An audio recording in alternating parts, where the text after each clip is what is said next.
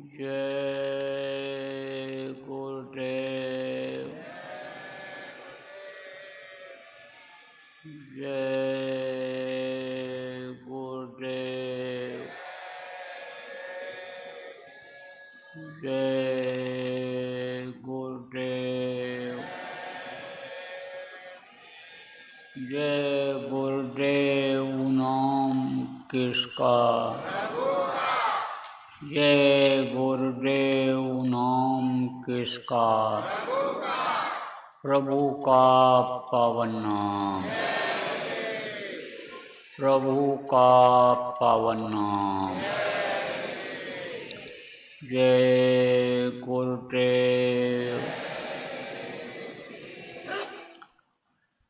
सतगुरु शांति वाले तुमको लाखों प्रणाम।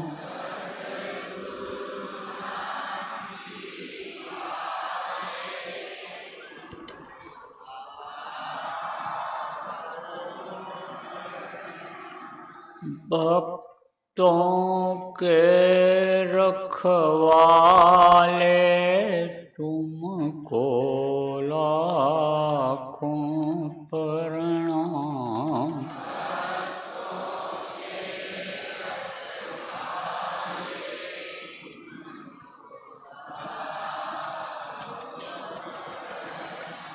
सूत्रधारा परिवार हैं जितने,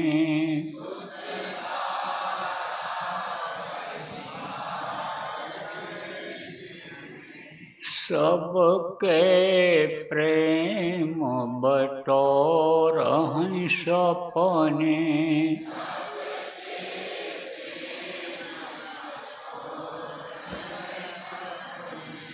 अंत समय कोई नहीं अपने,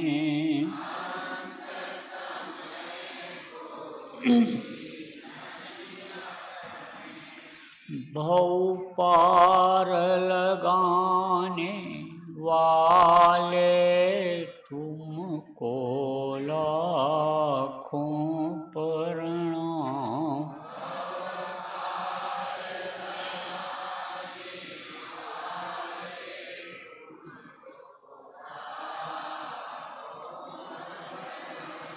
वेद वेदांत पुराण बताए,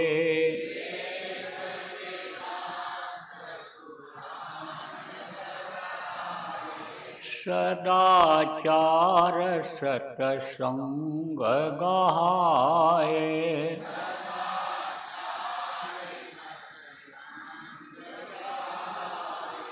ध्यान योग का भेद बताए,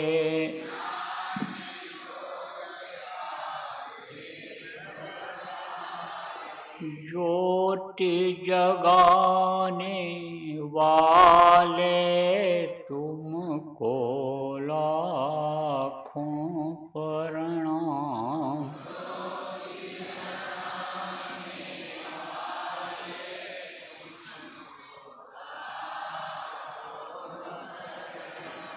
भक्तों के रखवाले तुमको लाखों प्रणाम।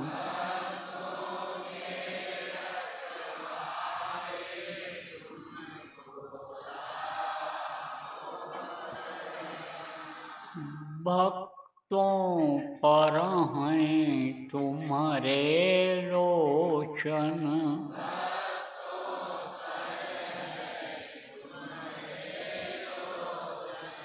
संकट तारण शोक विमोचन।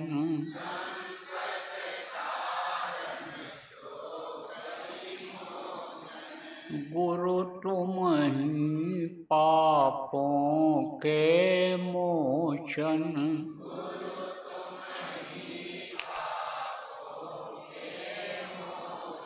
शब्द भेद बताने वाले तुमको लाखों प्रणाम।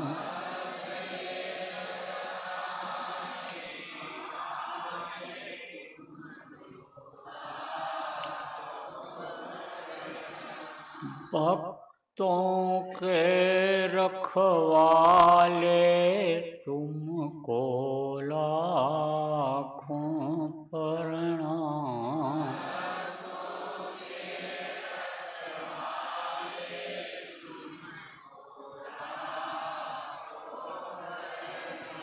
दीनों की विनती सुन लीजिए,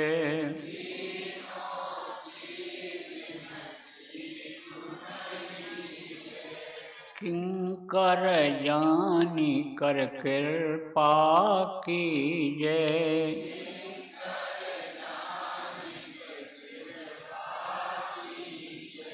दर्शन अपना हरदम दीजिए,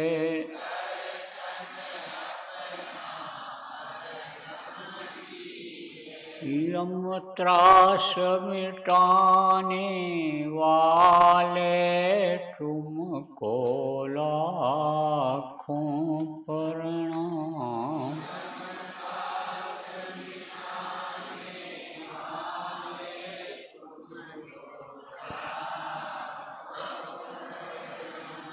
भक्तों के रखवाले तुमको लाखों प्रणाम।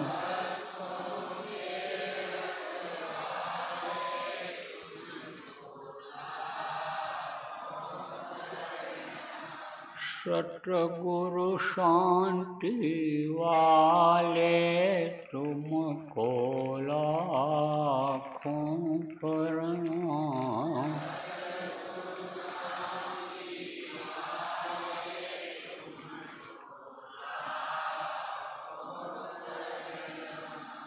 तुमको लाखों प्रणाम।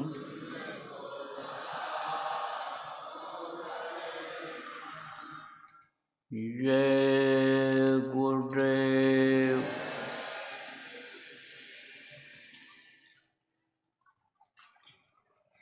सर्वसमर्थ सर्वत्र स्मरणीय परम पूज्य गुरु जी महाराज, उपस्थित सभी सत्संगी साधक, धर्म प्रेमी बच्चों एवं बच्चियों, आज 1 नवंबर 2024 सायं ध्यान भजन का समय, आश्रम उज्जैन मध्य प्रदेश। आज आपका दीपावली का यह कार्यक्रम का समापन हो गया। आप लोग यहाँ घर से चल कर के कुछ सीखने, जानने, समझने के लिए आए थे। आपको बहुत सारी बातें इधर 3-4 दिन में बताई गई। मनुष्य परिस्थितियों का दास होता है। परिस्थिति किसको कहते हैं कि जैसे आदमी घर से निकला और रास्ते में बारिश आ गई, भीग गया, कहीं भी छाया नहीं है तो भीगना ही भीगना है। तो परिस्थिति ऐसी आ गई,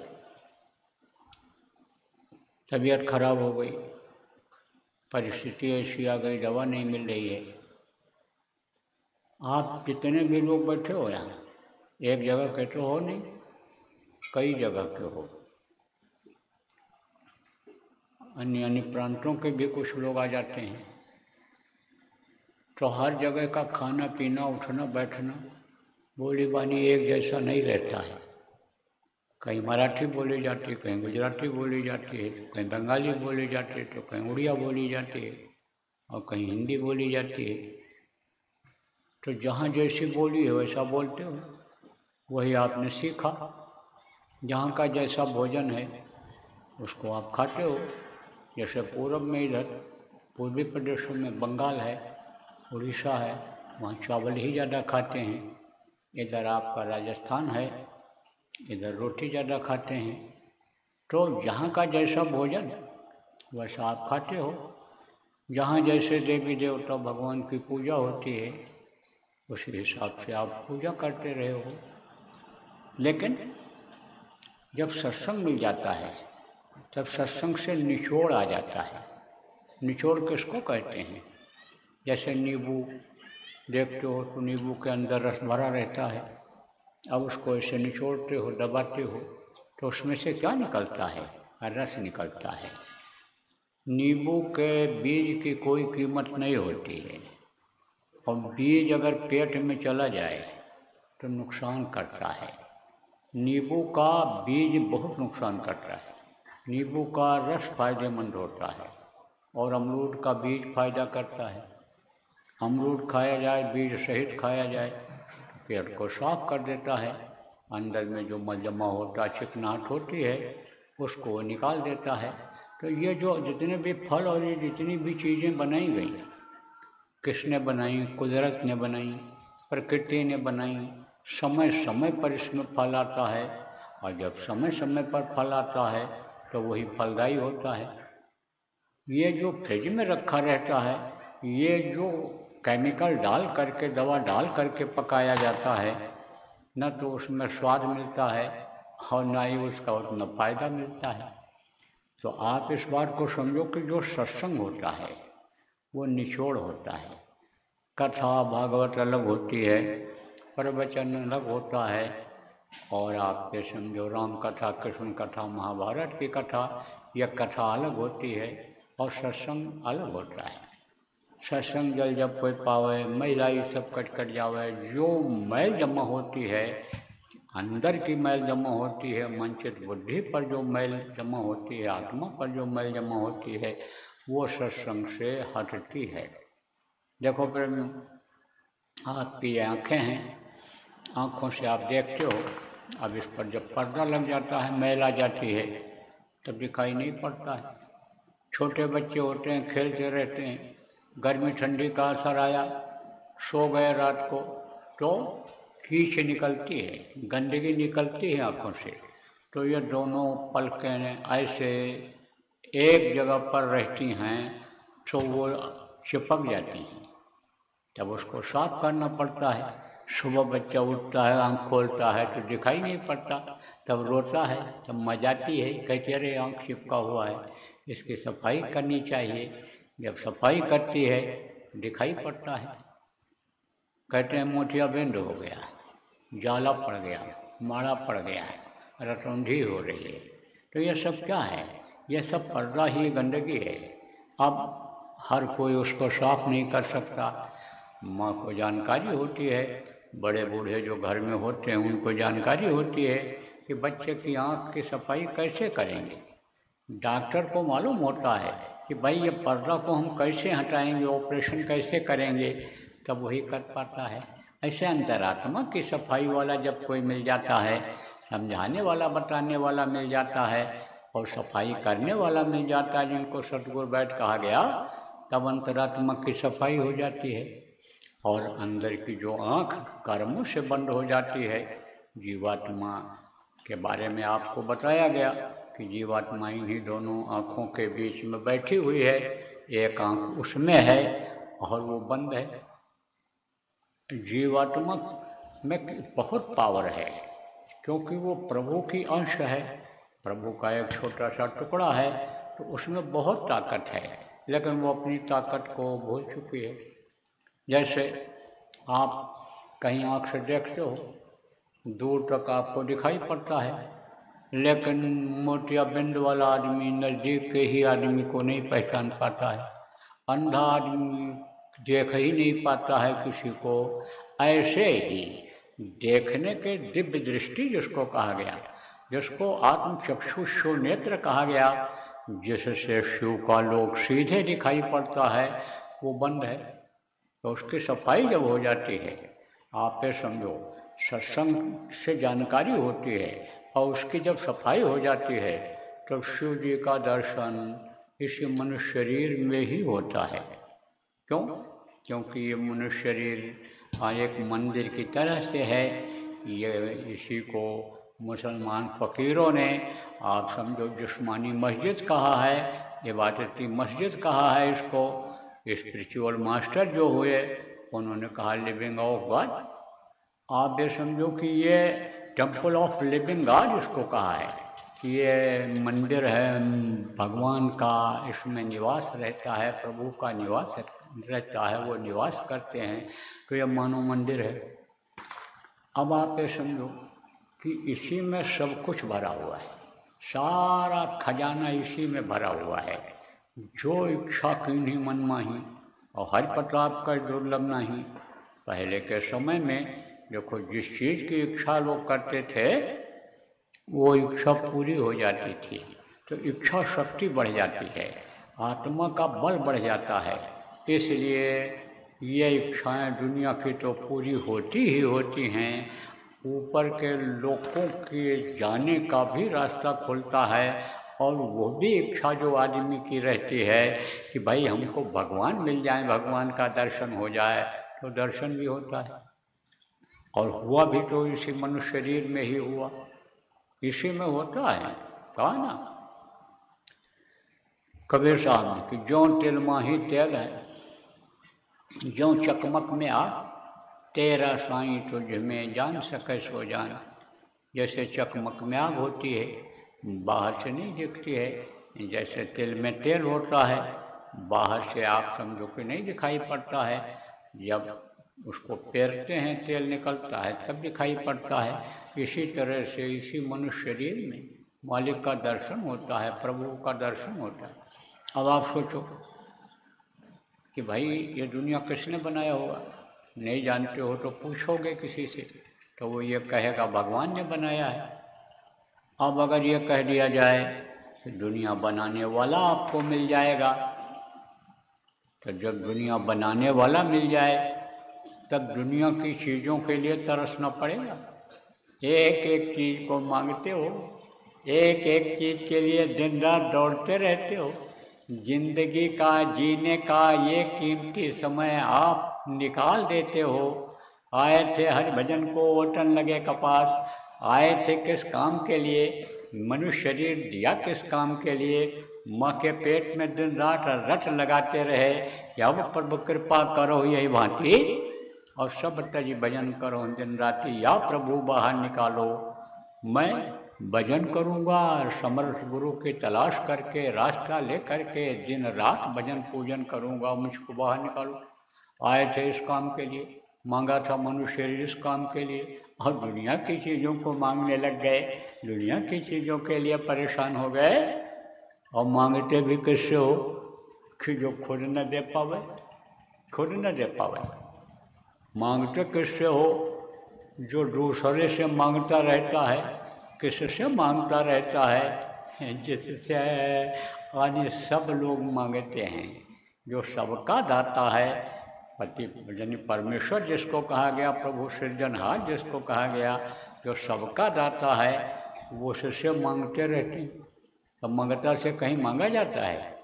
और मंगता से मांगो और बहुत दया कर दे मांगने वाला, तो आपको क्या देगा?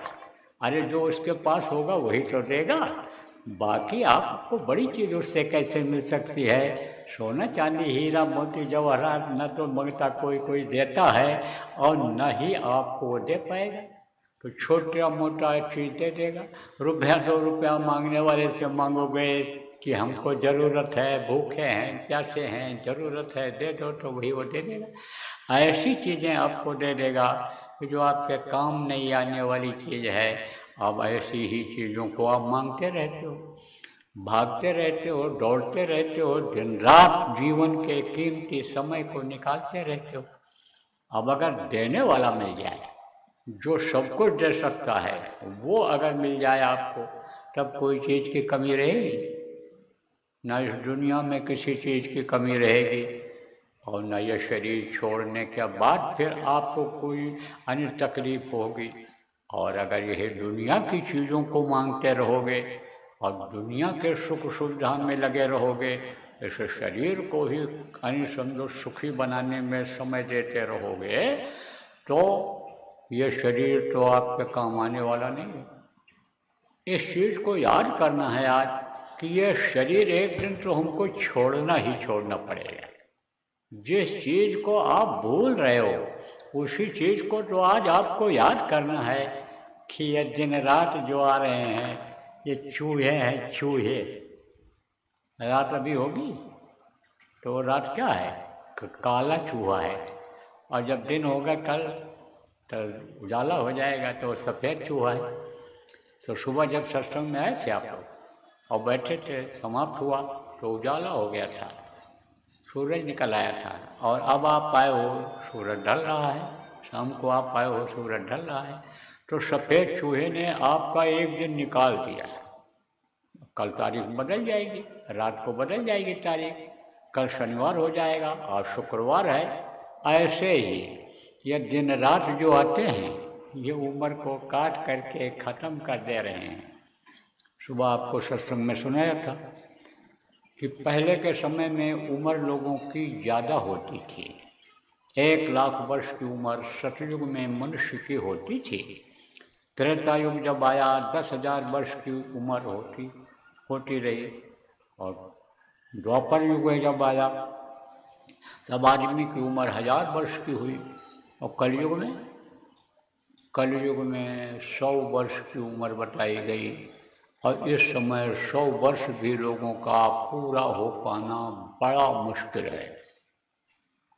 अकाल मृत्यु जग माही व्यापे, प्रजा बहुत मरे। एक आदमी ने कहा कि हमारे गांव में कोई बुढ़ा होता ही नहीं है। तो दूसरे ने कहा, भाई दादाजी आप नौजवानों को क्या खिलाते हो? कौन सी जड़ी बूटी पिलाते हो? कौन सा भोजन कराते हो कि जिससे वो बूढ़े नहीं होते? बोले, भाई ये सब नशेड़ी हो गए, ये सब शराबी हो गए, ये मर जा रहे हैं जवानी में ही, बुढ़ापा देख ही नहीं पा रहे हैं। कोई एक्सीडेंट में मर रहा है तो कोई बोतल पी करके उसके दूसरे सिर पर उसी बोतल को मार देता है, सिर फट रहा है, कोई हाथ पैर टूटने से चला जा रहा है। भाई मैं तो क्या करूं, मुझे लग रहा है कि इस गांव की आबादी ही ख़त्म हो जाएगी। हम बुढ़े जैसे चले जाएंगे दुनिया संसार से, मृत्यु लोक से, जहाँ का यह नियम है जो पैदा होता मरता है, तो गांव खाली हो जाएगा, कोई रहेगा नहीं देख सुनने वाला, संभालने वाला। ये जमीन जायदाद का क्या होगा? अब ये नशे में कोई पहचान पाता है किसी को? न तो नशे में पहचान पाता है, न तो आप ये समझो अन्य अपनी शरीर की रक्षा कर पाता है, न अपने जमीन जायदाद धन की रक्षा कर पाता है। तो इस वक्त तो किसी का भरोसा ही नहीं है। कब कहाँ आँख बंद हो जाए, कब कहाँ एक्सीडेंट हो जाए, कब किसको कौन मार दे, नशे में मार दे, बड़ी आफत है। तो अब आप ये समझो प्रेमियों कि इस वक्त पर तो 100 साल भी उम्र कर पाना कलयुग में बड़ा मुश्किल हो रहा है लोगों का। अब इस समय देखो नशेखोरी बहुत बढ़ गई और नशा को लोगों ने फैशन बना लिया। और कहते भी हैं कि नशा नहीं करोगे तो तुम गंवार माने जाओगे, सोसाइटी में बैठो एक ही पैग पियो तब तुम एडवांस माने जाओगे। अब आप तो समझो कि ये नौजवान लोग बिगड़ रहे हैं, धन का लालच दे दिया, अब नशे की आदत बन गई। अब मिलेगा वहीं पर जहाँ पर वो रहते हैं नशेड़ी लोग। अब जब पैसा नहीं रहता है तो उन्हीं से अपराध कराते हैं और पकड़े जाते हैं तो जेल जाते हैं, मार दिए गए, अनिमुठ भैर में चले गए तो ख़त्म हो गए। तो ये जीवन बर्बाद हो रहा है लोगों का। समझने की ज़रूरत है, आपको अपनाने की ज़रूरत है, शाकाहारिता नशा से मुक्त होने की ज़रूरत है। ये जो भ्रष्टाचार की जननी है, अपराध की जननी है, यानी जड़ है, ये मांसाहार और शराब छोड़ने की ज़रूरत है। और बच्चों का ध्यान रखना है बच्चे गलत बच्चों के साथ न पड़ जाएं। अब तो बच्चे पीछे हो रहे हैं और यह बच्चियां नशे की आदत में आगे बढ़ती चली जा रही हैं। जब से ये हुआ कि बच्चियां बहुत काम कर सकती हैं, बच्चियों की नौकरी अच्छी लगवा दी जाए, अच्छी जगह दिया जाए, इनको पढ़ाया जाए, सुविधा दिया जाए, तब वो सोचने लग गई कि अब हमको नशे की भी आदत में आगे बढ़ जाना चाहिए। पढ़ाई में नंबर जब अच्छा आ रहा है तब अब तो हमको अच्छी नौकरी तभी मिलेगी जब नशे की आदत हमारी हो जाएगी। आप ये समझो, ये एक समझो कि प्रचार दुष्प्रचार लोग कर रहे हैं। क्या कर रहे हैं कि नेता तभी बनोगे जब शराब पियोगे, जब नशे की गोली खाओगे, जब मांस खाओगे, तभी तुम नेता बन सकते हो। कंपटीशन में तभी तुम आओगे कि जब इन चीज़ों को खाओगे। ट्रेनिंग में तुम्हारी बॉडी नहीं बनेगी तो तुमको अच्छा वाहदा नहीं मिलेगा। IPS यानी तो तुमने पास कर लिया लेकिन बॉडी तुम्हारी नहीं रहेगी तो अच्छी जगह नहीं मिलेगी। यह एक दुष्प्रचार हो रहा है, दुष्प्रचार। इससे बचना है, लोगों को बचाना है। तो देखो प्रेमी, उस समय उम्र ज़्यादा थी, सुबह थोड़ा सा समय कम होने की वजह से प्रसंग यह रह गया था, इसको पूरा कर देता हूँ। देखो, सुबह आपको बता रहा था कि भाई सतयुग था, तो सतयुग में सब योगी विज्ञानी थे, दिव्य दृष्टि सबकी खुली रहती थी और अपने घर लोगों का आना जाना रहता था। जब त्रेता आया तो पुस्तकों को उठा करके लोगों ने योग करना शुरू किया।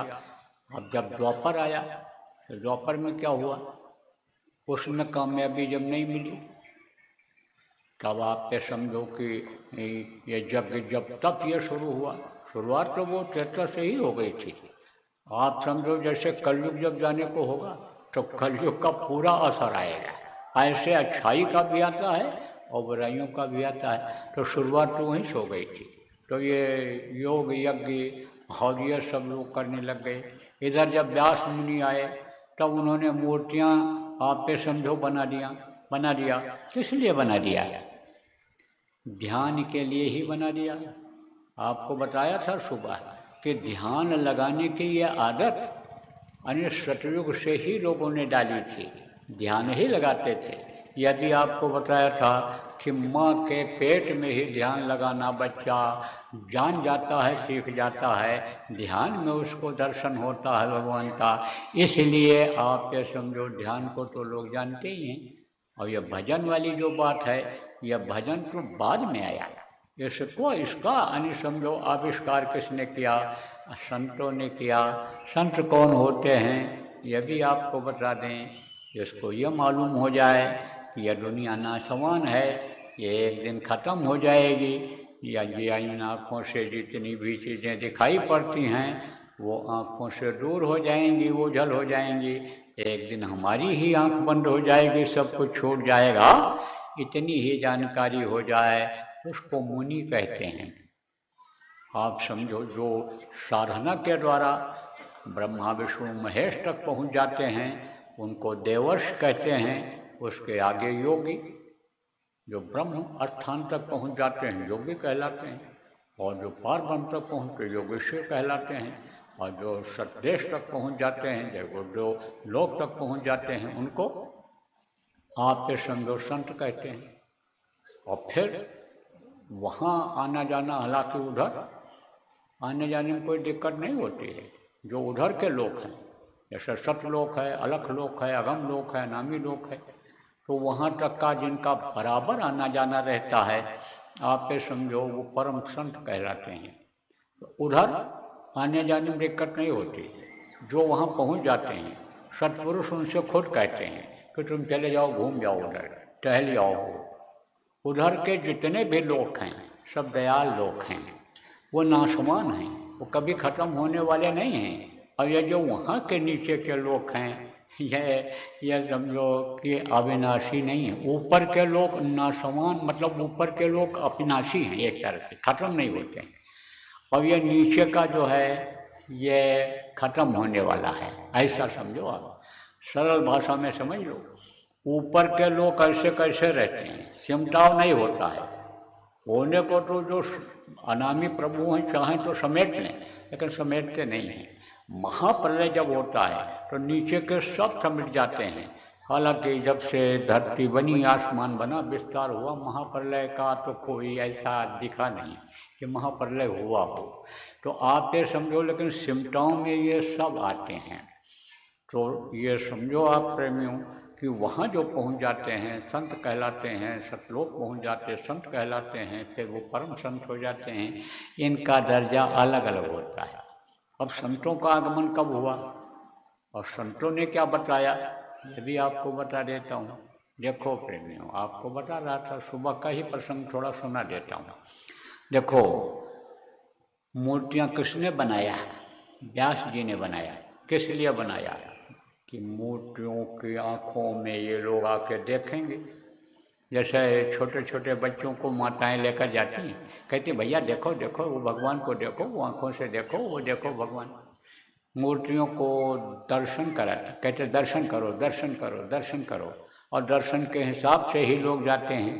अब ये भावना लोगों में बढ़ दी गई कि तीर्थों में जाओगे, मंदिरों में जाओगे, भगवान का दर्शन करोगे तो आप ये समझो कि सुख मिलेगा, शांति मिलेगी, धन में बढ़ोतरी होगी। तरह तरह की भावनाएं लोगों के अंदर इसी तरह से लोगों ने भरा कि कम से कम वहाँ चल कर के बैठेंगे, उनका ही ध्यान लगाएंगे, किसी भी रूप में भगवान को याद करेंगे। याद तो करेंगे, क्योंकि गृहस्थी में क्या रहता है, फसाव रहता है, मन उसी में लगा रहता है। आप ये समझो थोड़ी देर के लिए समय निकाल करके, जब गृहस्थी से लोग जाते थे जहाँ मंदिर गांव के बाहर बनाए जाते थे, एकांत में बनाए जाते थे, तो मूर्तियों की आँखें चमकीली बनाई गई थीं, मूर्तियों की आँखें बड़ी बनाई गई थीं। तो उनको ऐसे आँख बंद करके लोग, आँख खोल करके लोग देखते थे मूर्तियों की आँखों। अब आँखों से जब कोई चीज़ देखो तो क्या निकलता है? रेंज निकलती है, आँखों से देखने की ताकत निकलती है। रोशनी कह लो आपकी, जैसे टॉर्च से रोशनी जलाई जाती है, रोशनी दूर तक जाती है तो कोई चीज़ दिखाई पड़ता है, ऐसे ही आँखों से देखते हैं। देखो, नज़दीक की चीज़ ज़्यादा दिखाई पड़ती है, दूर की चीज़ कम दिखाई पड़ती है।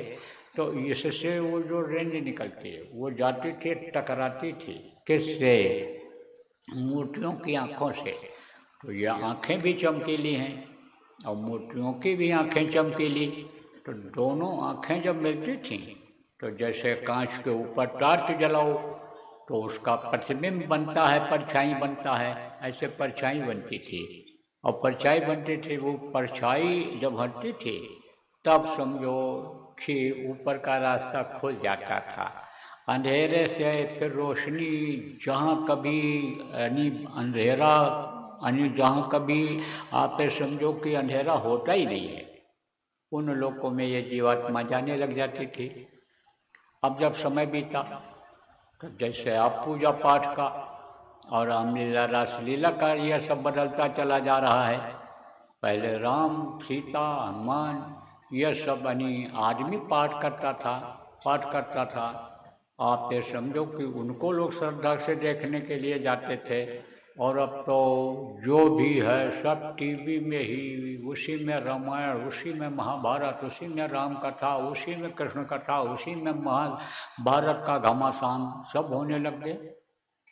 पहले लोग घंटा बजाते थे मंदिरों में जा कर के, वहाँ पर आप समझो तालियां ऐसे बजाते थे, शरीर का भी व्यायाम होता था। आप समझो पैदल जाते थे, घर से निकल करके पैदल जाते थे। ये जो पैर के नीचे तलवा है, इसमें जो पॉइंट जिनको कहते हो वो हैं, वो जो धूल मिट्टी रहती थी, आप समझो कंकड़ पत्थर रहता था, उससे वो दबता था, पृथ्वी तत्व मिलता था और वो पॉइंट दब जाते थे। तब पैसा दे करके एक को प्रेशर नहीं कराना पड़ता था, स्वस्थ भी रहते थे लोग और जा करके वहाँ प्रभु को याद करते थे। अब कौन जा रहा है भैया, किसके पास टाइम है? बोले हम कथा यहीं से सुन लेंगे, भागवत यहीं सुन लेंगे। अब तो मंदिर में घंटा, जो इलेक्ट्रिक घंटा बजता है उसी को लोग सुनते हैं। इस समय तो वो भी नहीं हो रहा है। तो अब आप ये समझो प्रेमी कि मंदिरों को उन्होंने बनाया, मूर्तियों को इसलिए बनाया कि दृष्टि के साधना जो है, जिसको कंसंट्रेशन कहते हैं इंग्लिश में, वो होने लग जाए, लोग करने लग जाए। तो द्वापर भी खत्म हो गया, अब कलयुग आ गया। और कलयुग में कर्म लोगों के खराब हो गए, धीरे धीरे धीरे कलयुग असर डालने लग गया। कलयुग का क्या कहना है कि दीमक चढ़ जाएं ग्रंथों को, ब्राह्मण पंक्तियाँ तोड़ें, बधिक हो जाएं क्षत्रिय गण, शूद्र सेवा से मुख मोड़ें, सूखे नदियाँ धंसे पर्वत, विजय तब हमारी। ये देखो वर्ण व्यवस्था किसने बनाया था? वर्ण व्यवस्था को ऋषि मुनियों ने बनाया था। जो ब्रह्म जाना सा ब्राह्मणा, जो ब्रह्म का दर्शन कर लेता था वो ब्राह्मण कहलाता था। उसमें वो अपना पूजा उपासना में समय देता था। और क्षत्रिय का काम क्या था? रक्षा करना। आप ये समझो कि जैसे चौकीदार होते हैं, जैसे सिपाही होते हैं, आप ये समझो वो क्या करते हैं? रक्षा करते हैं। तो ऋषि मुनि आप ये समझो जब तपस्या करते थे तो उनकी रक्षा। और जैसे ये जो जानवर हैं ये कुछ हिंसक होते हैं, तो वो हिंसक जानवर आदमी को खा जाते हैं। कुल मिलाकर के समझ लो कि वो व्यवस्था बनाते थे, खुद भी रखवाली करते थे, वो देख रेख करते थे, उनका ये काम था। वैश्यों का काम क्या था? वैश्यों का काम यह था कि अन्य समझो कि उत्पादन करें, खेती करें, दुकान करें, कल कारखाना लगाएं, प्रजा को ज़रूरत की चीज़ें जो हैं उसको उपलब्ध कराएं, ये उनका काम था। और ये शूद्र जिनको कहा गया वो आप समझो कि ये सेवा सफाई है, आप समझो कि ये मान लो और काम है, यह सब जिनको वो सब शूद्र की संज्ञा उनको दी गई थी। अब ये जब लोग अपने अपने कर्म को करते थे तब व्यवस्था बहुत अच्छी थी, बहुत सुंदर व्यवस्था थी। लेकिन अभी इस कलयुग में वो व्यवस्था हो गई खत्म।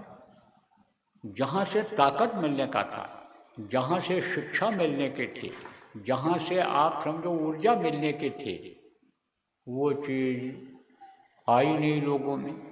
तो ये अपने अपने कर्तव्य से सब अलग हो गए। अब आप ये समझो कि ये जो ग्रंथ हैं, ये जो धार्मिक किताबें हैं, इनको पढ़ करके और उनमें से सार तत्व निकाल करके और लोगों को बताते थे और लोगों को उस तत्व अन्य तत्वों का बोध कराते थे। लेकिन अब दीमक खा जा रही हैं किताबों, जानते ही नहीं हैं कि वेद क्या होता है, पुराण क्या होता है, आप समझो कुरान क्या होता है, बाइबल क्या होता है, गुरु ग्रंथ का पाठ क्या होता है, ग्रंथ क्या होता है, जानते ही नहीं, कुछ नहीं। आप ये समझो सब लोप होता चला जा रहा है। ये किसका असर है? कलयुग का असर है। आप समझो प्रेमियों कि दीमक चढ़ जाएं ग्रंथों को, ब्राह्मण पंक्तियाँ तोड़ें, जिनका काम यह था कि लोगों को शिक्षा दें, लोगों का खान पान सही करें, लोगों का चरित्र सही हो, वो खेत जोतने लग गए। और क्षत्रिय लोग जिन रक्षा का जो काम था वो जानवरों को मार मार करके पेट में रखने लग गए। शूद्र सेवा नहीं करना चाहते। आप ये समझो काम एकदम से अलग हो गया। निशाना किस पर हो गया लोगों का? पैसा कमाने पर हो गया। पैसा आना चाहिए, कहीं से भी पैसा आना चाहिए, पद मिलना चाहिए, कुर्सी मिलना चाहिए, कुछ भी हो, कैसे भी हो, तो फर्का पैदा करके, मतभेद पैदा करके, जबरदस्ती कब्जा करके पद मिलना चाहिए, पैसा मिलना चाहिए। तो कर्म से सब लोग हो गए अलग। अब आप ये समझो कि जो लोग आप समझो कि अच्छा काम करते थे पैसे के लालच में, वही लोग बुरा कर्म करने लग गए। तो जब बुरा कोई करेगा तो बुरा का फल तो बुरा ही होता है। कोई चोरी किया, व्यभिचार किया, कत्ल किया, धोखा दिया तो जेल जाएगा, मार पड़ेगी, फांसी पर लटकना पड़ेगा, ये उल्लंघन किया नियम का।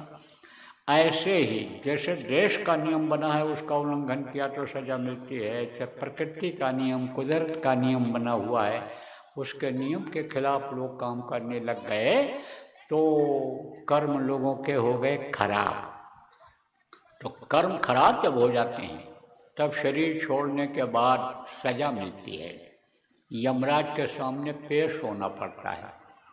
उसका जो रजिस्टर है उसमें जो भी अच्छा बुरा आदमी करता है वो सब लिखा जाता है। उसका कंप्यूटर कभी फेल नहीं होता, उसके कागज़ और स्याही कभी ख़त्म नहीं होती है, कभी भी वो जलता नहीं है, पानी में गलता नहीं है, उसमें कोई दीमक नहीं लगती हैं, कुछ खराब होने वाला नहीं होता।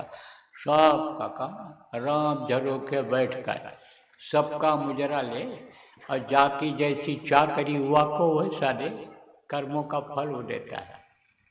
तो कर्मों के फल में क्या होता है? मार पड़ती है, जलते हैं, तपाए जाते हैं, काटे जाते हैं, जोड़े जाते हैं। कहाँ होता है ये? यमपुरी जहाँ है वहीं पर नरक बने हुए हैं, नरक, उन नरकों में डाल देते हैं। अब आप ये समझो कि अभी अगर कहा जाए आपसे, जो सत्संगी हो, नामदानी हो, कि सुमिरन ध्यान भजन बराबर करते रहो, गुरु को बराबर याद करते रहो, जय गुरुदेव नाम की ध्वनि बोलते रहो, जय गुरुदेव नाम बराबर लेते रहो, तब नहीं करते हो, कहने पर नहीं करते हो। लेकिन जब आंधी आफत आ गई, बीमारी आई, सिर में दर्द हुआ, जब कोई यानी समझो धोखा दे दिया, तब याद करते हो, गुरु महाराज हमारा पैसा दिला दो, गुरु महाराज हमारा रोग ठीक कर दो, गुरु महाराज ये कर दो। गुरु को गुरु सब याद आते हैं। तो कहा दुख में सुमिरन सब करे और सुख में करे न कोई, जो सुख में सुमिरन करे तो दुख काहे को होए। अरे भाई बरसात आनी है तो घर अगर आप पहले बना लो तो बारिश से भीगोगे, और जब बरसात आ जाएगी तब आप घर बनाओगे तो कैसे यानी बच पाओगे। ऐसे ही जब नरकों में मार पड़ी तब चिल्लाए, आवाज़ लगे, यहाँ तो कोई भीगने लग जाए, यहाँ तो किसी को ठोकर लग जाए, यहाँ किसी को कोई तकलीफ हो जाए, तो मानवता ये कहती है, पड़ोसी का, गृहस्थ का यह धर्म बनता है कि भाई कष्ट किसी को भी हो तो उसको मिटाओ, यही है परमार्थ, यही है परोपकार। तो यहाँ तो परोपकार हो जाता है, सुनते हैं लोग, दौड़ते हैं। हालांकि शहरों में अब यह फैशन, ये चीज़ खत्म होती जा रही है। शहर में तो पता ही नहीं रहता है कि हम ऊपर के फ्लैट में हैं, नीचे कौन रह रहा है, बगल वाले में कौन है। सालों साल रहते हैं, किसी से परिचय ही नहीं होता है। बस गए, हमको खाए, और पशु पक्षियों की जैसे योनि होती है वो खाते हैं और बच्चा पैदा करते हैं और दुनिया संसार से चले जाते हैं। ऐसे ही आदत बन गई लोगों, किसी को कोई जानता ही नहीं है शहरों में, आप ये समझो। लेकिन गांव में अभी यह है कि किसी को कोई तकलीफ हो तो भाई मदद करते हैं। देखो ये जो जातिवाद है, ये भाईवाद है, ये भतीजावाद है, ये कौमवाद है, यही बाद में नक्सलवाद, माओवाद और यही जो है अन्य वादों में, आतंकवाद में यही बदल जाता है। ये बहुत बड़ा अभिशाप है। लेकिन गांव में इतना तिफरका होते हुए भी अगर किसी का घर जलने लग जाए तो कोई दूसरा ये नहीं देखता है, नहीं बुझाना चाहिए। ये चीज़ तो अभी है धार्मिक इस देश में, धर्मपरायण देश में, ये इस तरह का भी धर्म अगर न रहा है तो आप फिर समझो अभी तो ये धरती यानी धस जाएगी, कोई यहाँ रह ही नहीं जाएगा। ये तो है, धर्म का बीज तो अभी पड़ा हुआ है। अब यह धर्म कहाँ है? ये धर्म है उधर गाँव में, जंगल जिसको कहते हो, जहाँ यह साधन सुविधा शहरों की नहीं है, वहाँ पर है।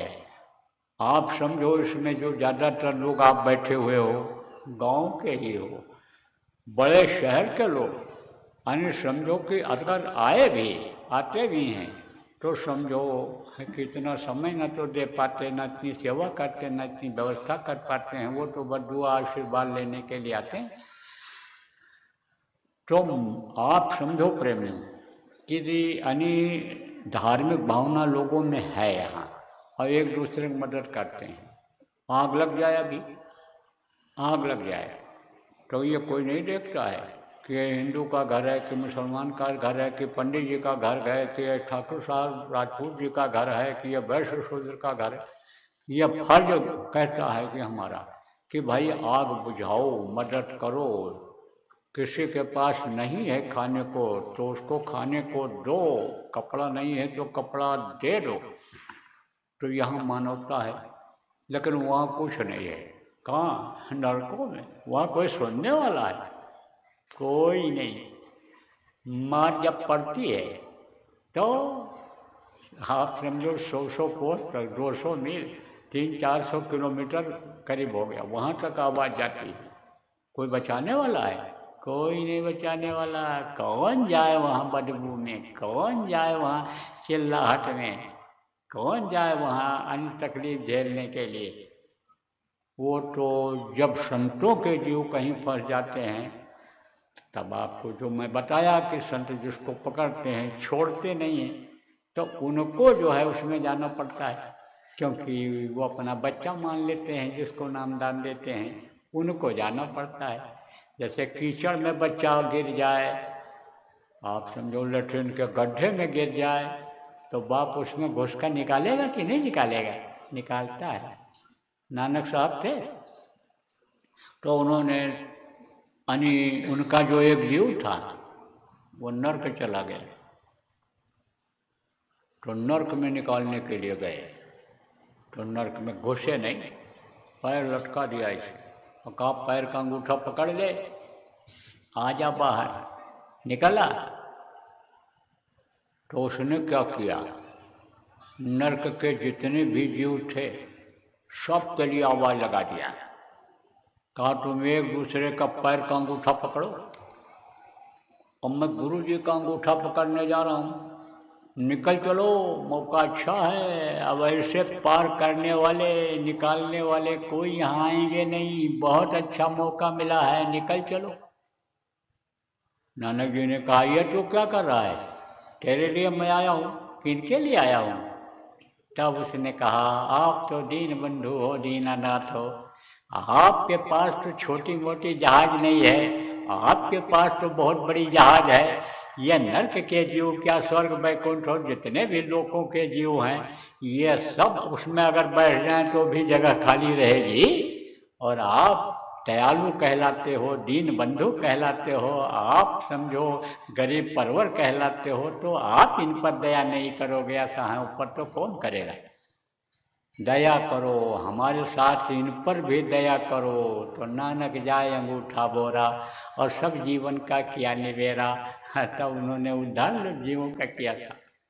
राजा जनक उधर जा रहे थे, अंदर में साधना करते थे। राजा जनक क्या थे? संत नहीं थे, संत गति उनको नहीं मिली हुई थी, लेकिन आत्म साक्षात्कार उनको होता था। यानी समझो कि वो ऊपरी लोकों में थोड़ी दूर तक जाते थे।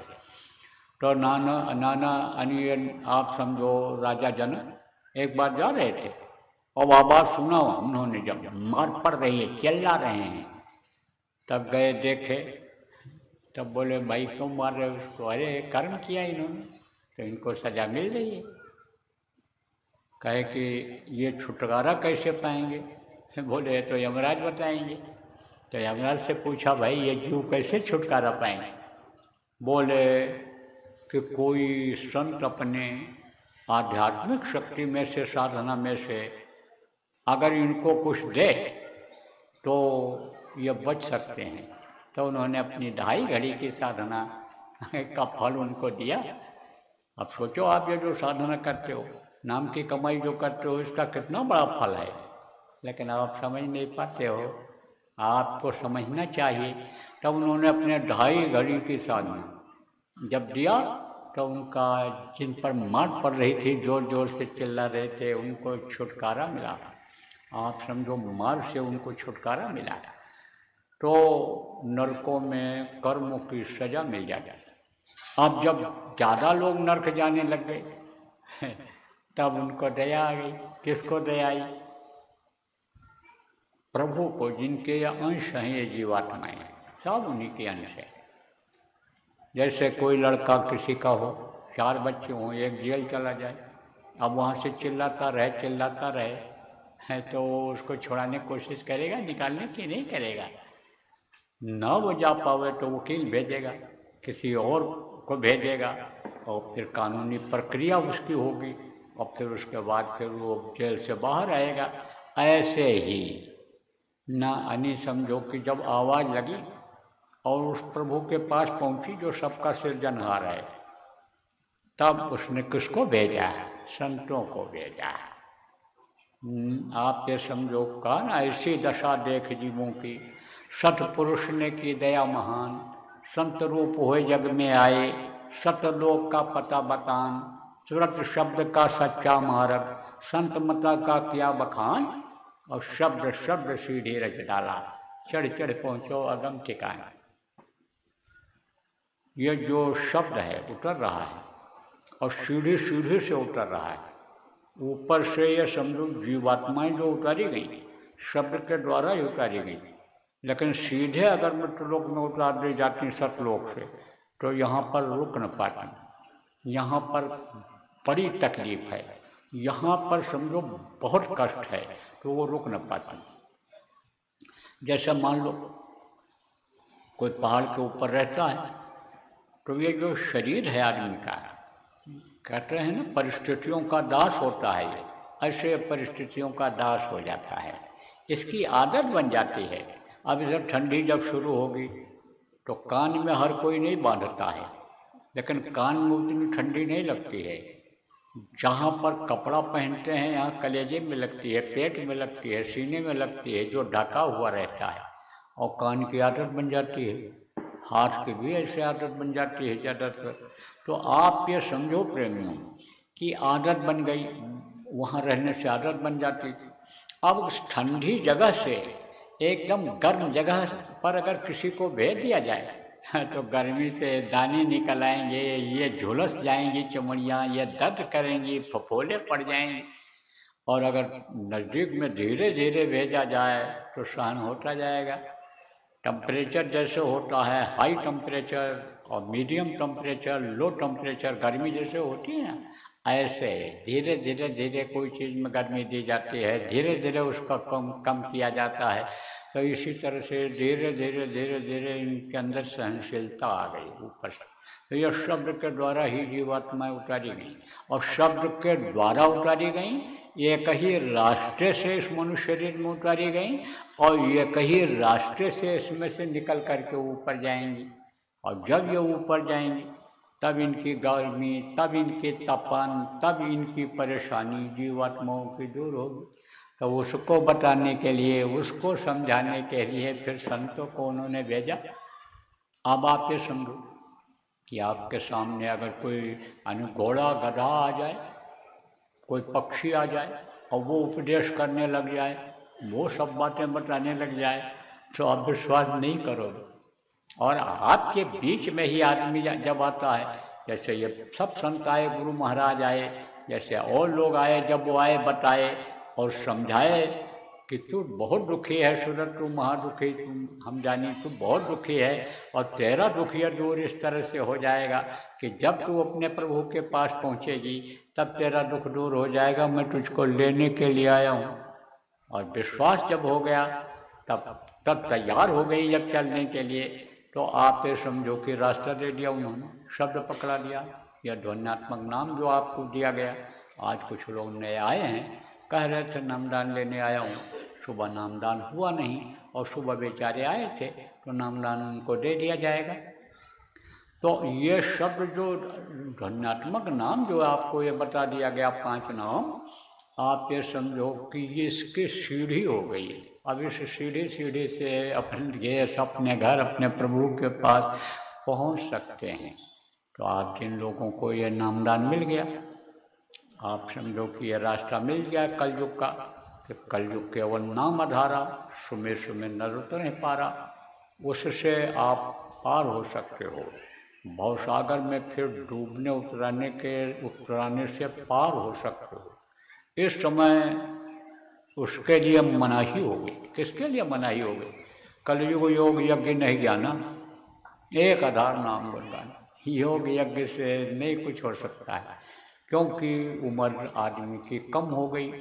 और जब ज़्यादा उम्र होती थी तो नीचे से सिमटाव होता था, नीचे से खिंचाव होता था, तो उसमें समय लगता था।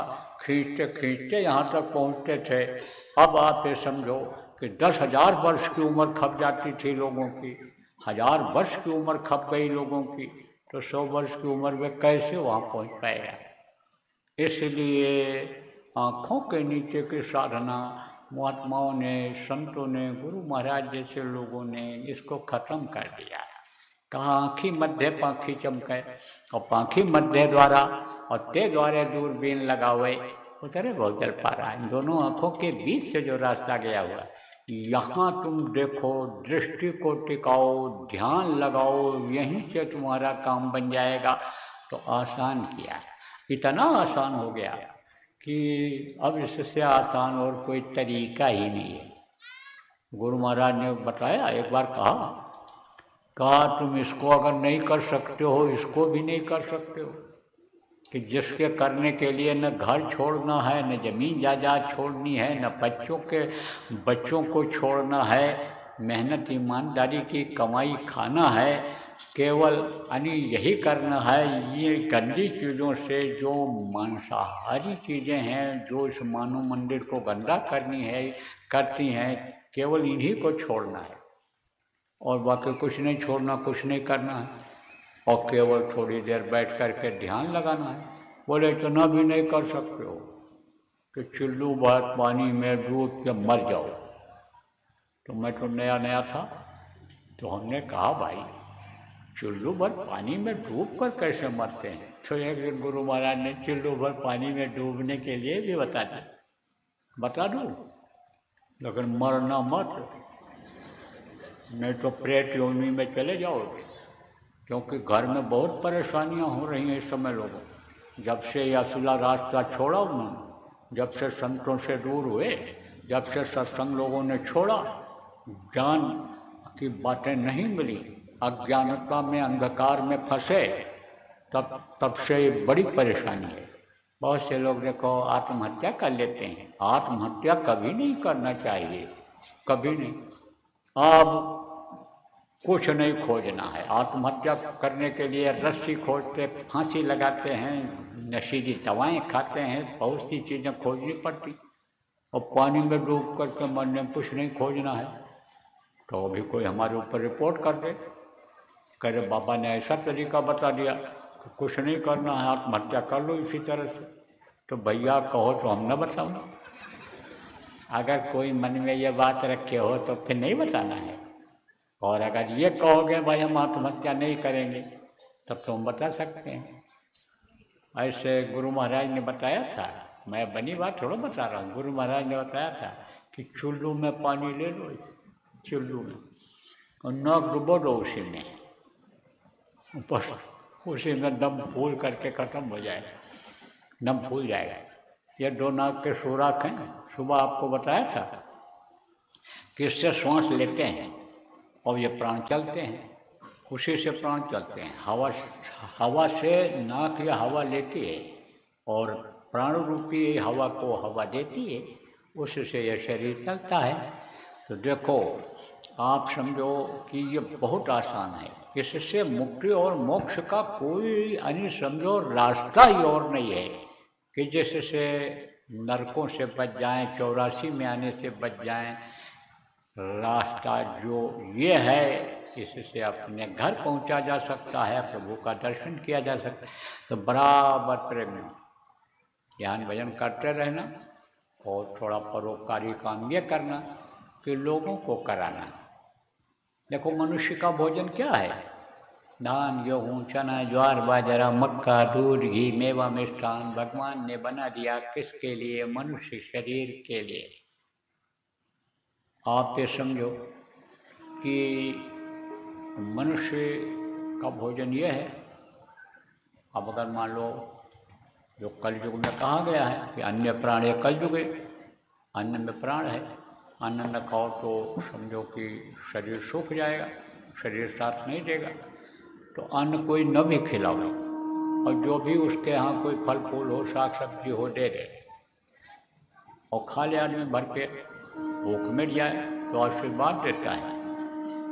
देखो इन्होंने हमारा पेट भर दिया, धन से, पुत्र से, परिवार से, बढ़ो, क्या क्या आशीर्वाद देते हैं। तो जैसे इस शरीर को आराम मिलता है खाने से, और यह मन से प्रसन्न होता है तो आशीर्वाद देता है, मुँह से आशीर्वाद निकलता है।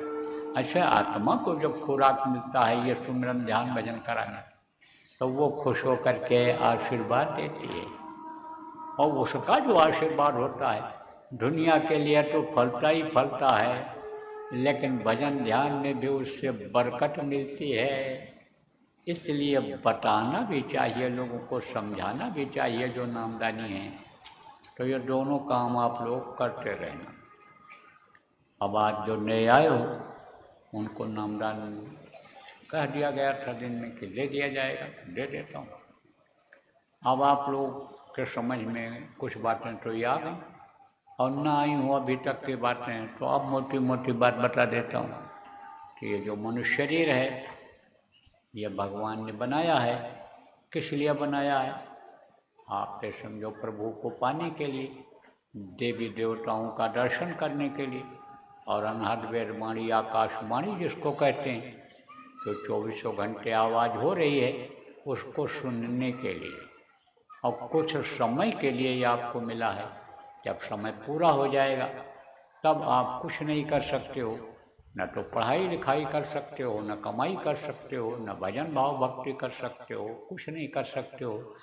जो कुछ कर सकते हो शरीर के रहते रहते ही कर सकते हो। आज तक भगवान अगर मिला, प्रभु मिला, देवी देवताओं को किसी को दर्शन हुआ साक्षात, तो आप ये समझो शरीर के रहते रहते इसी मनुष्य शरीर में ही हुआ। मरने के बाद न तो भगवान किसी को मिला है न मिलेगा। तो ये भगवान का बनाया हुआ मंदिर है। आप ये समझो इसमें बुर्ज है, इसी में कंगूरे हैं, इसी में आप ये समझो कि यानी बैठने का उसका स्थान है। ये मानो मंदिर है। तो इसमें भगवान का दर्शन करना, यह आपको यानी उसने समय दिया है और ये मनुष्य शरीर दिया है, वो आपका अकेला काम है। बाकी जो काम ये दुनिया का कर रहे हो, ये कोई भी काम मरने के बाद आपके काम नहीं आएगा। इसलिए आप ये समझो कि इससे आप शरीर के रहते रहते ये जो नाम बताया जाएगा, इस नाम को आप जपोगे, इनको याद करोगे, तो आपको दुनिया का भी फल मिलेगा, दुनिया की भी चीज़ों में बरकत मिलेगी, और फिर नर्क और 84 में भी नहीं आना जाना पड़ेगा। इसलिए मनुष्य शरीर का उपयोग करो आप। तो आपको रास्ता बताता हूँ। देखो प्रेमियों, नाम दो तरह का होता है, एक मुँह से लिया जाता है और एक सुना जाता है।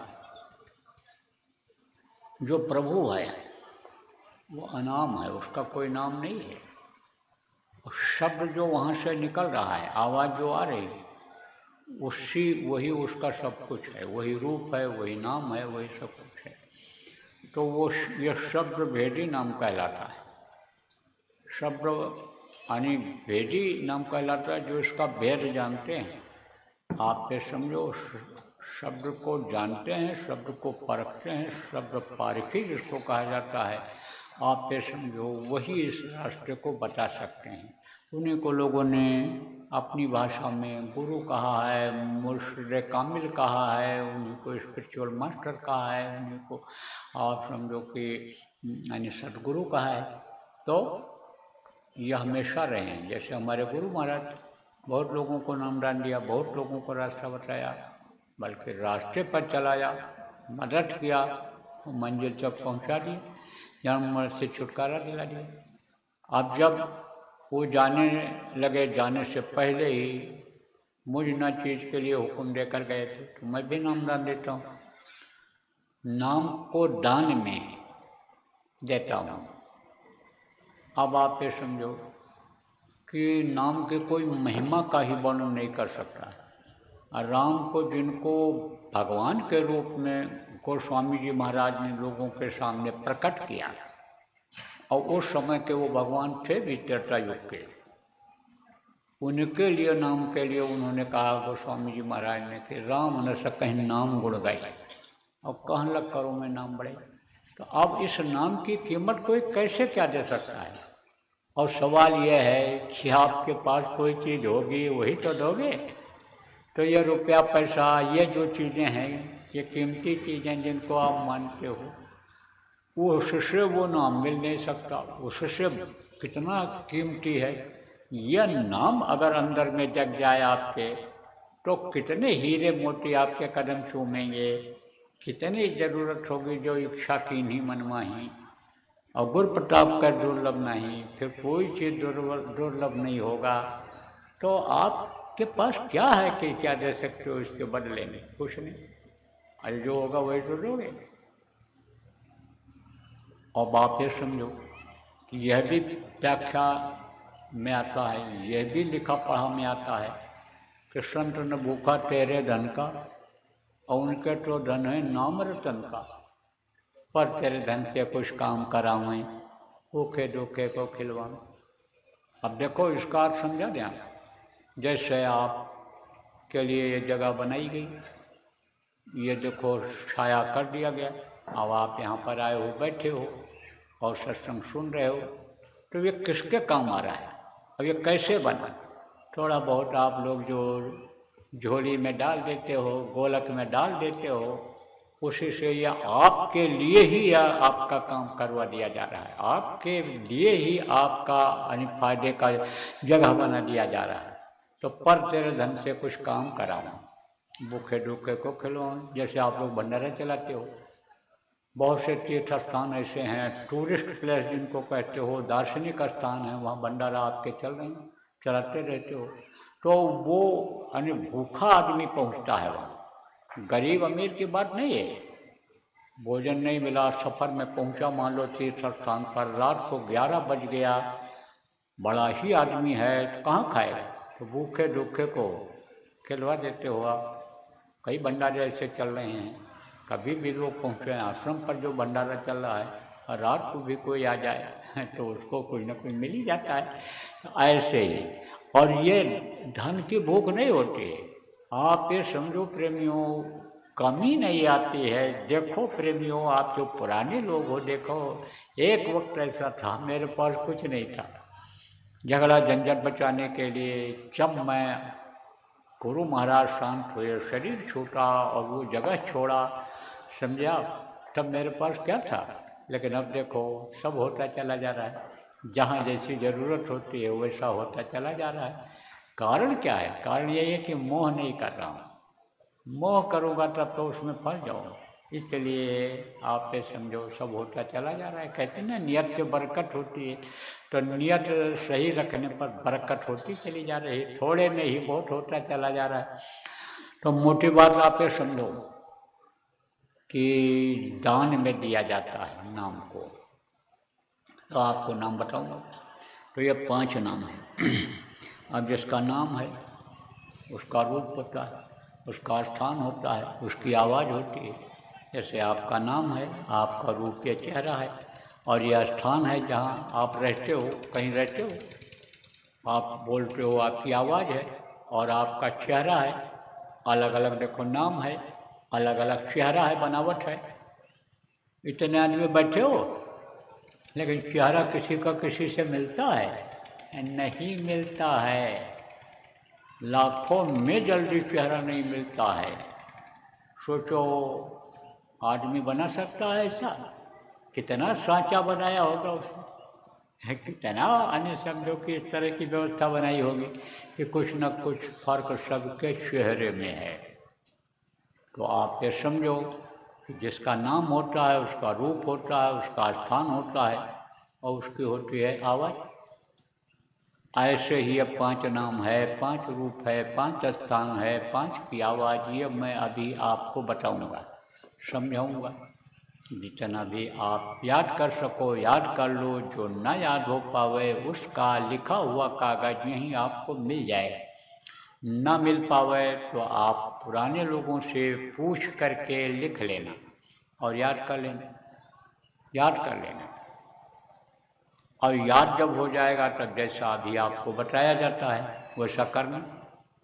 लेकिन एक चीज़ आप याद कर लो, यह नाम, यह रूप, यह स्थान, यह आवाज़ जो आपको बताई जाएगी, इसको आपको किसी को भी बताना नहीं है। अगर आप बता दोगे तो उसका कोई फायदा नहीं होगा, और ये अगर नाराज हो गए तो नुकसान हो जाए। इसलिए नुकसान का काम मत करना। अब पढ़े लिखे लोग आप बैठे हो, कहोगे क्यों नहीं फायदा होगा अगर हम बता देंगे तो। जो हम बता रहे हैं, यानी ये जो बाबा बताए हैं, वो भी मनुष्य शरीर में है, उनके मुंह से वही भी आवाज़ लगाए हैं, और हम भी उसी तरह हैं। और कुछ तो हमसे भी तंदुरुस्त हो, तगड़े हो, जवान हो, तब कहोगे हम क्यों नहीं बता सकते हैं।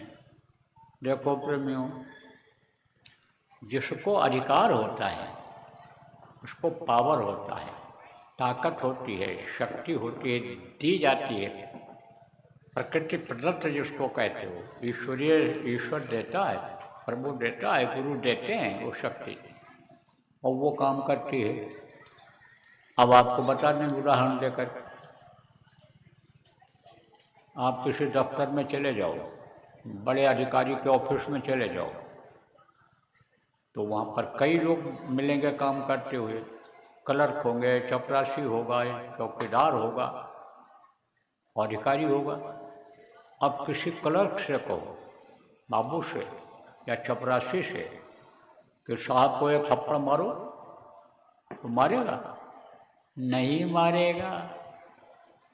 और साहब ने कह दिया इसको थप्पड़ मारो, तो वो गिनेगा कि एक मार रहे हैं कि दो मार रहे हैं कि चार मार रहे हैं। देख तड़ाकर दोनों गालों पर मारेगा। आपने जो बात कहा वही बात अधिकारी भी बोला, लेकिन उसके बातों में पावर है, शक्ति है, कुर्सी पर है, ये उसके माताहत हैं, इसलिए उसकी बातों पर गौर किया इन लोगों ने। तो जिसको आदेश होता है उसके मुंह से सुनना जरूरी होता है। तो आप मत किसी को बताना। दूसरी चीज़ आप थोड़ी समझ लो कि जस थोड़े धन खल बौराई, यह कहावत है। जैसे गरीब आदमी को की लॉटरी निकल आए 10 लाख 20 लाख रुपए, जो 50,000 रुपया भी नहीं जुटा पा रहा है, 1 लाख रुपया भी नहीं जुटा पा रहा, और 20-30 लाख रुपए की लॉटरी निकल आए, ओ फूल के कुप्पा हो जाएगा, किसी को समझेगा नहीं, ओ उसी को सोचता रहेगा कहाँ लगाऊं, 1 का 4 कैसे करें, आप कैसे करें, फूल जाता है। ऐसे ही आत्मधन जब मिल जाएगा तब फूल जाओगे, क्योंकि आत्मिक धन से आप कंगाल हो, नहीं है वो चीज़ आपके पास, उसको समझ नहीं रहे हो, और वो चीज़ जब मिल जाएगी तब आप दूसरों को बताने लगोगे,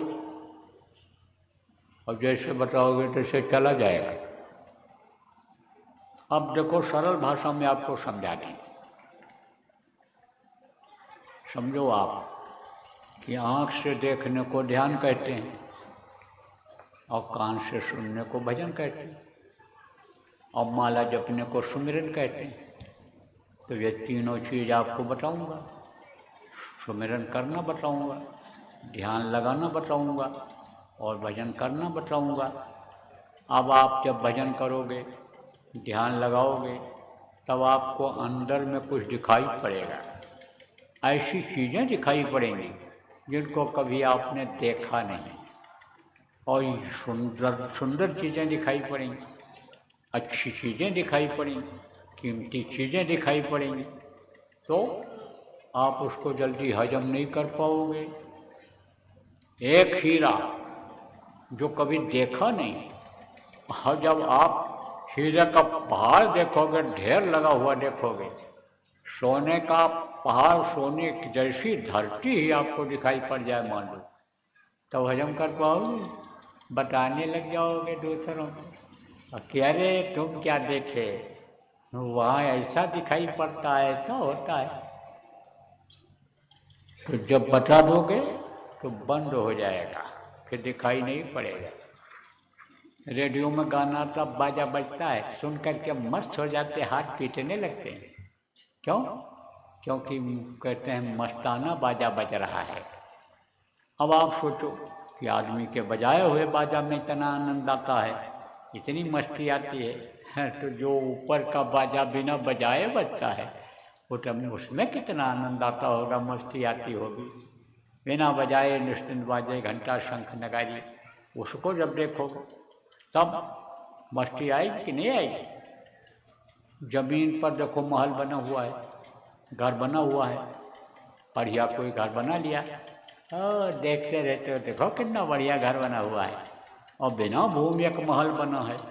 हमें ज्योतिया पारी दे, दीपावली में बहुत से लोगों ने अपने घर की सजावट किया। आप दीपावली देखने के लिए बाजार में लोग जाते हैं, अब उस घर में जिसमें सजावट है ऊपर से ऐसे देखते रहते हैं, देखो कितना सजावट बढ़िया है। अब वहाँ कोई सजावट करने की जरूरत ही नहीं, वहाँ तो जर्रे जर्रे में रोशनी है, कण कण में प्रकाश है, मणियों और मोतियों के कंगूरे महल वो बने हुए जगमगाते हुए दिखाई पड़ रहे हैं। तो उनको जब देखोगे तब कहने नहीं लग जाओगे कि अरे ये तो कुछ नहीं, ये तो उसके सामने कुछ नहीं, अरे तो वो तो मणि मोती एक जगह रख दो कहीं ऐसा है, अरे तो 2-4 कोस तक 10-5 किलोमीटर तक रोशनी हो जाए, हजम कर पाओगे?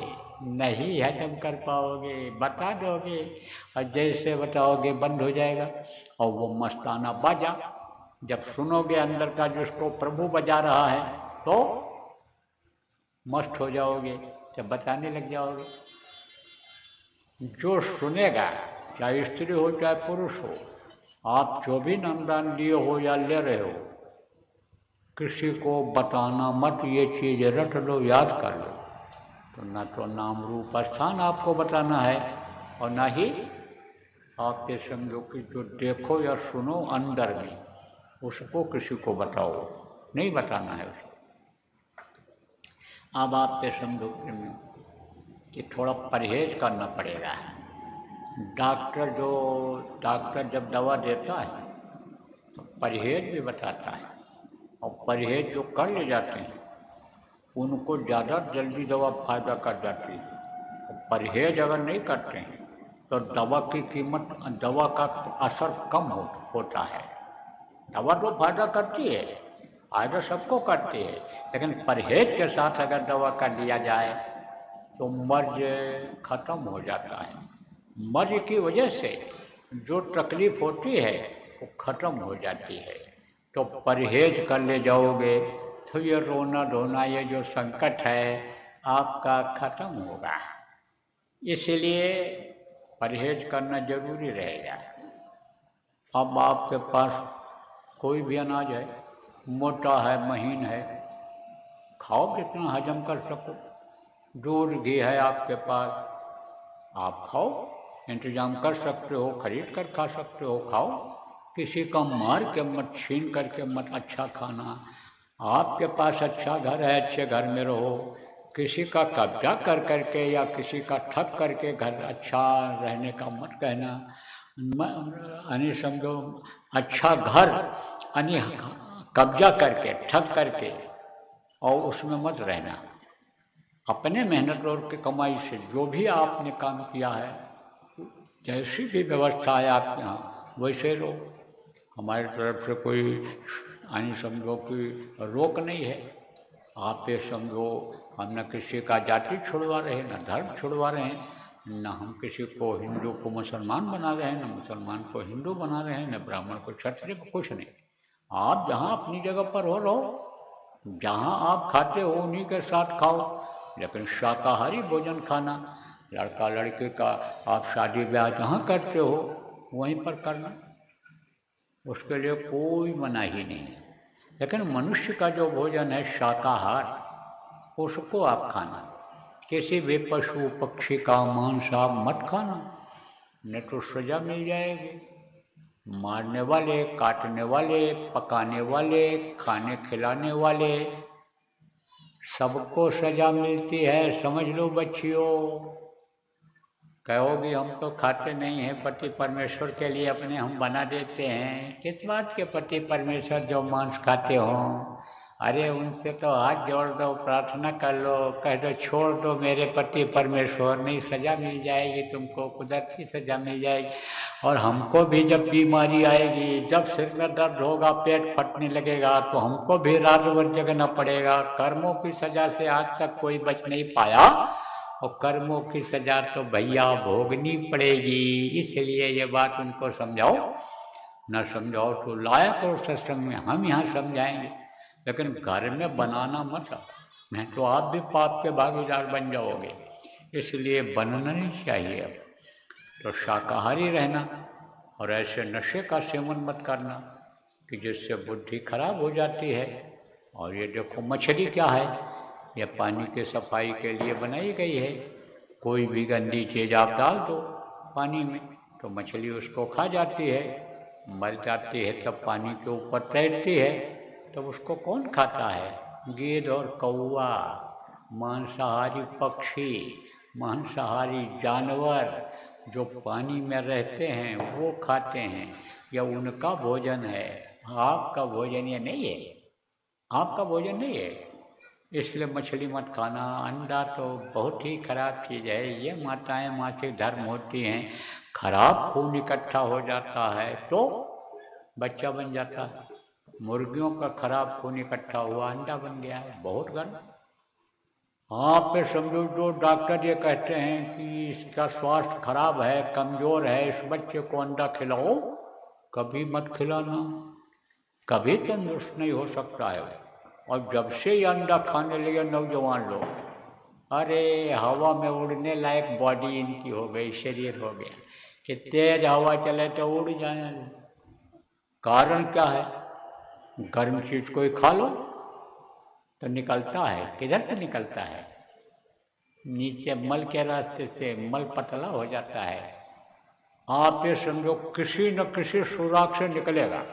शरीर में कई जगह सुराख है, मल की जगह का सुराख है, मूत्र की जगह का सुराख है। आप ये समझो कि जिससे बच्चे बनते हैं वो सुराख है, तो वो किसी न किसी सुराख से निकल जाता है। इसलिए स्वास्थ्य ठीक नहीं होता। अंडा मत खाना, न बच्चों को खिलाना, मना भी करना लोगों को कि जहरीली चीज़ है, जहरीली है, जहरीला है। समय नहीं है, नहीं तो मैं आपको बताता। उसमें सुराख होते हैं, तो जो जहर होता है जहाँ का, जैसे मान लो दवा ही छिड़क दी गई, या और जहाँ मुर्गियाँ रहती हैं उनमें कोई बीमारी फैल गई, या कोई जानवर वहाँ रहता है उसमें बीमारी फैली है, उसकी हवा उनको लगी, जो भी असर हुआ तो उस सुराख से उसके अंदर चला जाता है। और फिर आप समझो अंदर का हिस्सा जो होता है अंडे का, उसी को लोग खाते हैं, छिलका सहित तो कोई दबा के खाता नहीं, उसको उतार करके खाते हैं। जो उनका समझो कि खोल होती है, ये चमड़ी, उसको मान लो जैसे सफ़ेद होता है, उसको उतार के खाते हैं, तो जहरीला रहता है, बहुत नुकसान करता है। अंडा मत खाना। और शराब या शराब जैसे तेज नशे का सेवन मत करना। बाकी आपके लिए मना नहीं है तो अच्छा खाओ, है तो अच्छा पहनो, अच्छे घर में रहो, छूट है आपको। ये जरूर कहता हूँ, मेहनत और ईमानदारी की कमाई करना। बच्चों कोई भी काम करना है, बिजनेस व्यापार करना है, कुछ भी करना है, खेती का काम करना है, तो सीख करके करो, उसमें कामयाबी मिल जाएगी। इस समय पर देखो बेईमानी बहुत हो जा रही है। पैसे के लालच में आदमी छोटा से छोटा काम कर डालता है, दीन ईमान को भी अपने बेच देता है, मानो हत्या जैसा काम कर डालता है। तो ये सब क्यों होता है? यह सब ज़्यादातर पैसे के लालच में होता है। और पैसा जब बिजनेस व्यापार में आने लगता है तब लालच बढ़ जाती है, तो नीयत जब खराब हो जाएगी तो झगड़ा होगा। इसलिए अकेले करो, पार्टनरशिप का काम अच्छा नहीं होता है। और लोभ और लालच में मत फंसो। लोभ और लालच में ही घर का भी चला जाता है। प्रारब्ध पर अपने विश्वास करो। तो पैदा होने के पहले माँ के स्तन में दूध भर देता है, परवरिश वही करता है, उस पर विश्वास करो, वो आपको देगा। और समझो कि जब समझो प्रभु की दया हो जाएगी तब आपको कोई चीज़ की कमी नहीं रहेगी। जब हमारे गुरु महाराज की दया आपके ऊपर होने लग जाएगी तब बाहर की ये जितनी ज़रूरत की चीज़ें हैं इनमें कमी आपको नहीं होगी। इसलिए शाकाहारी रहना, सदाचारी रहना, आप पे समझो नशा मुक्त रहना, और भजन ध्यान जो अभी बताऊंगा इसको करते रहना, नाम का जाप आप करते रहना। तो बैठो, मरो पालतू, जो जो नाम बोलूँगा आप बोलना, जब मैं बोलना बंद कर दूंगा आप भी बोलना बंद कर देना। बोलिए जय गुरुदेव, जय गुरुदेव, जय गुरुदेव, जय गुरुदेव। नाम किसका? जय गुरुदेव। नाम किसका? प्रभु का पावन नाम, प्रभु का पावन नाम। जय गुरुदेव।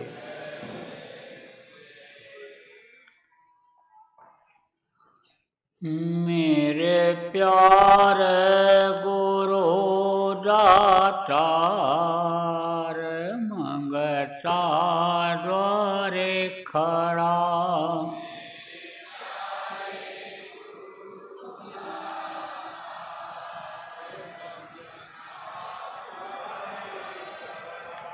मैं रहा पुकार पुकार, हर कर देखो जरा,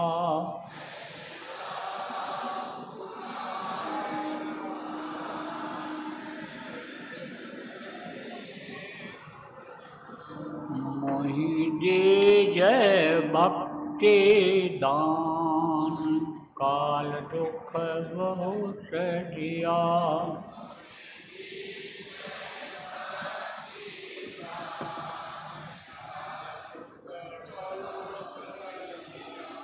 मेरी तड़प उठी अमान, तरस को तरस रहा,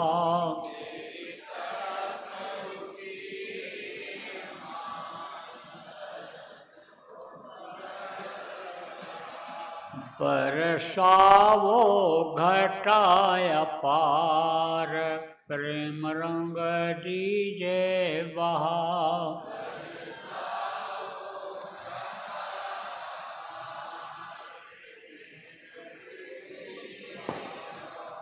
सुरती भी गए अमीरस धार, तन मन होए हरा,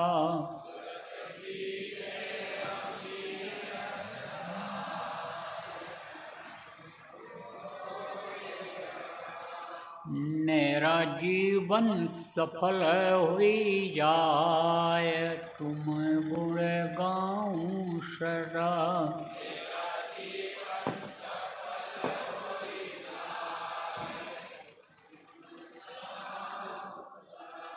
मैं नीच अधम नाकार, तुम्हारे द्वारे पड़ा,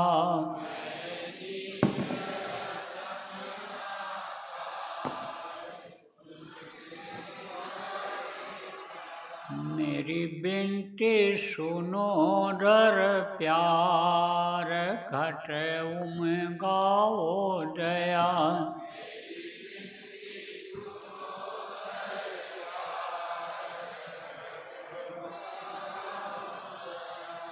स्वामी जी पिता मार, जल्दी पार किया,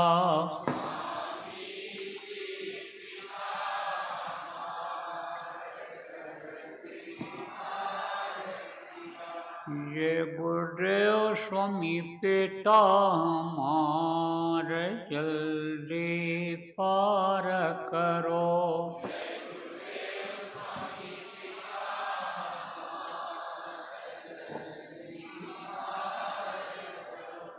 मेरे प्यारे गुरु दातार मंगता द्वारे खड़ा।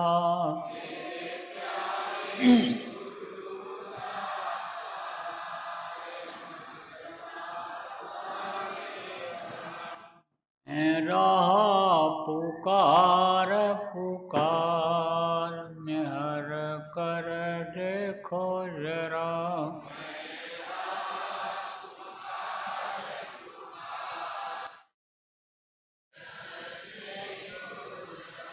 जय गुरुदेव,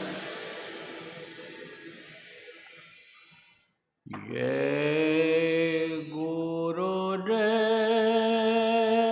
जय गुरुदेव, जय गुरुदेव, जय जय गुरुदेव।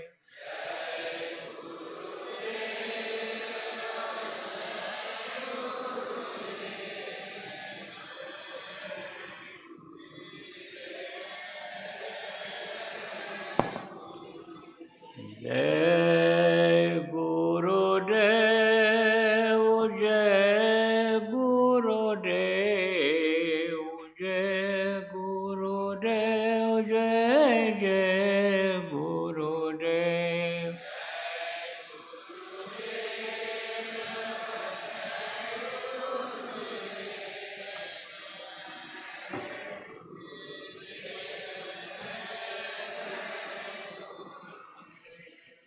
जय गुरुदेव, जय गुरुदेव, जय गुरुदेव, जय जय गुरुदेव।